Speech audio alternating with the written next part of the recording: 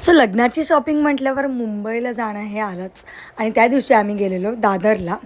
आणि तेव्हा दादरला गेलो आणि अशोक वडापाव उर्फ कीर्ती वडापाव नाही खाल्ला तर कसं काय. बिकॉज खूप क्रेज मी ऐकलेलं ह्या वडापावबद्दल, म्हणून मला ट्राय करायचंच होतं.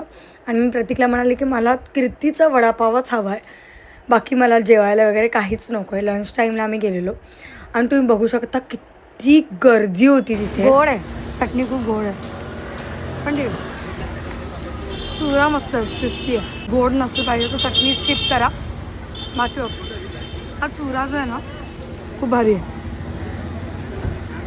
तो गाईज आता आम्ही कीर्ती वडापाव खाल्ला.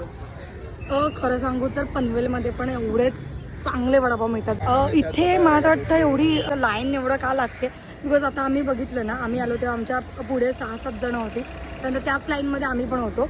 आमचा घाणा झाला, संपले त्यांचे वडापाव तेवढे. त्यांनी किती काढले असतील, 25-30 वडापाव काढले असतील. त्यानंतर मग 15 मिनटाचा मध्ये ब्रेक. आमच्या पुढे एक मुलगी होती, तिला फक्त सिंगल वडा हवा होता, वडापाव नव्हते, म्हणजे सिंगल वडा नव्हता. 15 मिनटं त्यांना वेळ लागला एक घाणा काढायला दुसरा. त्या 15 मिनटामध्ये परत एवढी गर्दी झाली.